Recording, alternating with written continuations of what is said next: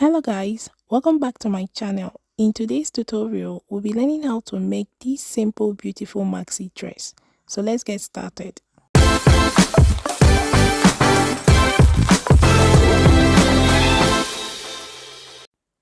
I have here 6 meters of ankara fabric. I'm going to cut these 6 meters into 3 pieces of 2 yards. So I'm going to have 2 yards of this into 3 pieces. These are the 3 pieces of 2 yards. I'm going to keep these 2 pieces aside for the front and back panel. Then the third piece I'm going to slash into 2. So I'm folding it selvage to selvage along where you measure the yardage. You know, ankara is by 45, that's the width of ankara. So when you fold it in half, you're going to have 22.5 inches. So that's what I just did, and I'm going to slash it into 2. Then I'll take each piece and join to the 2 yards for the front panel and then the 2 yards for the back panel. I have joined the pieces to each panel for the front and the back, and I used the French seam to achieve this. I doubt if you guys can see it.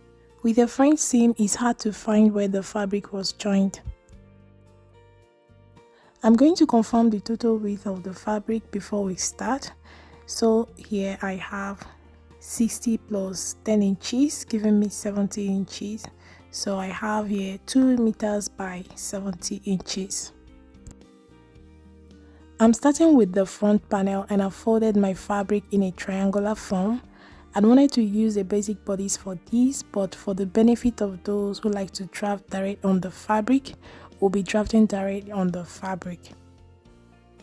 You're going to check from the tip of the triangle to the point that measures half of your shoulder plus seam allowance, and you're going to draw a straight line there.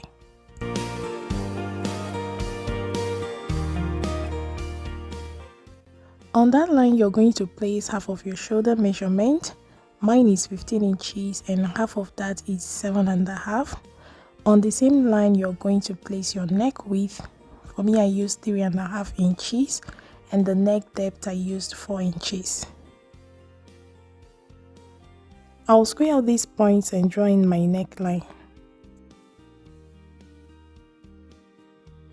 With my tape on the shoulder line on one half of the shoulder, I will come down at 1.75 inches for the shoulder slope.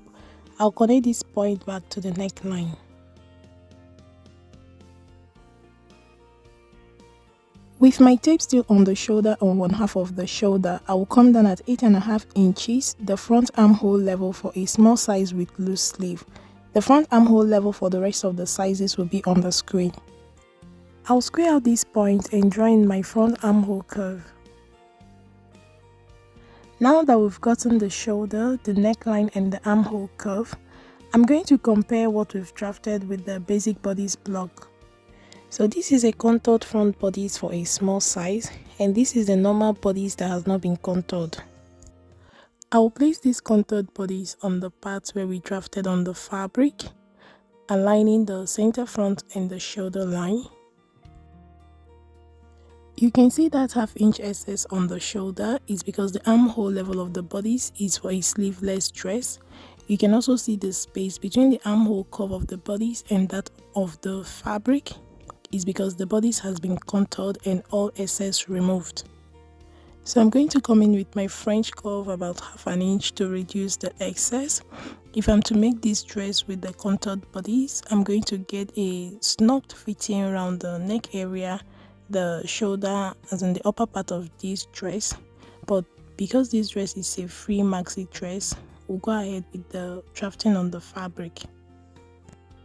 If you'd like to control how fitted or loose is going to be around your bust area, just on the armhole level with your tape on the center front of your fabric, place one quarter of your bust measurement there plus ease. Then you connect it all the way to the hem of your dress. So I'm just highlighting the armhole curve, the neck curve, the shoulder line so that you guys can see it better. Moving on, we'll be taking the measurement of our pocket and the full length of this dress.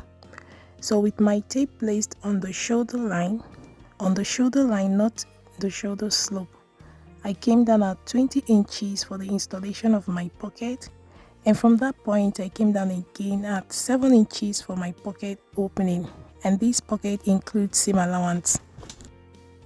With my tape still on the shoulder, I will go down 52 inches for the full length of this dress. I will take that round and cut out the dress.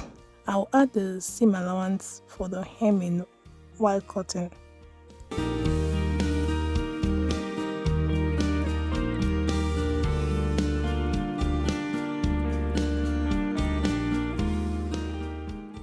So guys, the front panel is done. We're going to use it as a template to cut the back panel, but we are not cutting exactly the same thing. I have folded my fabric in a triangle for the back panel. I'm going to place the front panel to serve as a template for the back, matching the center front of both fabric.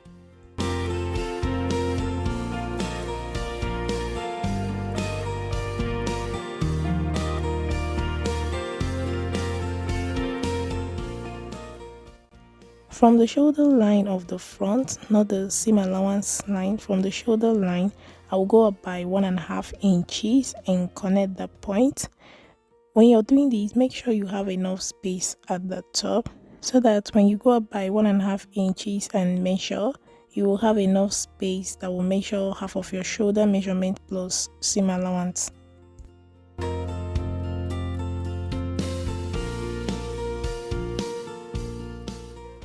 I have gone up by 1.5 inches for my back panel, and as you can see, the distance from the center front of the triangle to the side on that 1.5 inches level is not enough for half of my shoulder measurement plus seam allowance.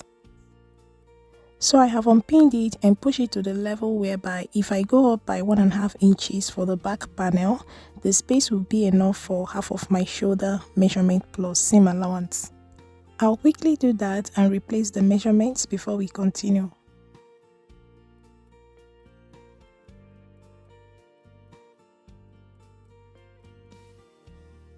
I have replaced the measurement. I'm going to extend that line to the center back so that we can mark our back neckline. Please try to keep your hand straight as possible as you can. From that line, I came down at 1 inch for the back neck depth. I'll square out that point and connect it to the neck width of 3.5 inches for our back neckline. With my tape on the 1 inch neck depth of the back, I came down at 4 inches. I will slit that open to give more room for the passage of the head because there is no zip on this dress.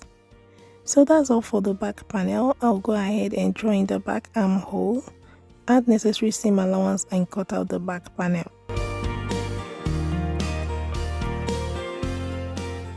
So guys, I've cut out both pieces and I want to show you guys the reason why you have to do the 1.5 inch waist on the shoulder line of the back panel. When you sew up this dress, the shoulder line of the back panel is going to overlap to the front, giving you that balance and prevent your dress from rolling backwards. It will also help you maintain the same length on the front and back panel as you can see in the video.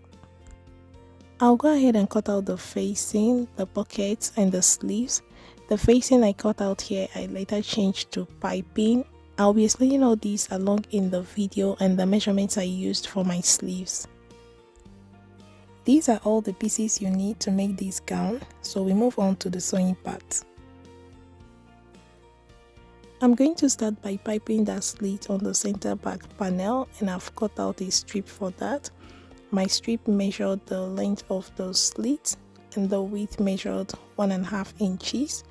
I will be doing most of the sewing off camera, so I'll quickly do this before we move to the next step.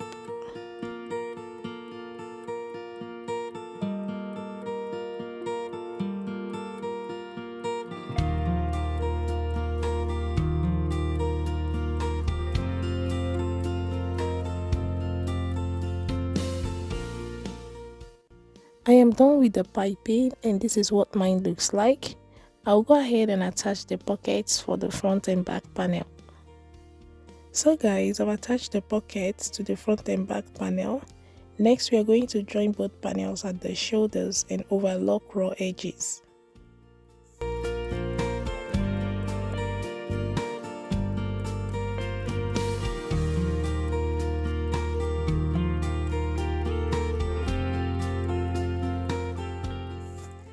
have joined the front and back panels on the shoulders and zigzag stitched the raw edges. Next, I'm going to measure the circumference of the armhole, and with that I will use it to cut the cap of my sleeve.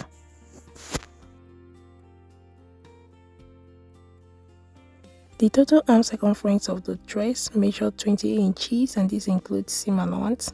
I've measured the circumference of the curve I have made here on my sleeve, and here I have 10 inches and it's on fold. I'll go ahead and cut it out and attach to the dress. The length of my sleeve measured 6 inches plus 1.5 inches seam allowance, making it 7.5, half inch to join to the shoulder and 1 inch to hem the sleeve. The round sleeve I'm working with is 14 inches and the band measured 13 inches. So guys, I've attached the sleeves and have zigzag stitch all raw edges. I've also hemmed the hem of the sleeve. We'll go ahead and work on the neckline. I have cut out this very long strip to pipe the neckline. This strip will also serve as the fastener for the dress. This strip I cut on a bias so that it will wrap nicely around the neckline. So I'll go ahead and attach it.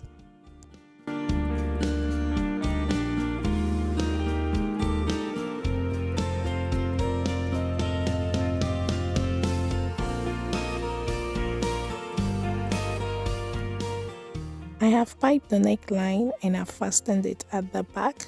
This dress is as good as ready. The only thing remaining is to stitch close the side seams and hem the hem of the dress, and all these I'll be doing off camera. This brings us to the end of this tutorial. If you find it helpful, do not forget to like, share, comment, leave all your questions in the comment section. Subscribe to the channel if you haven't already, and I'll see you guys in my next one. A bientôt!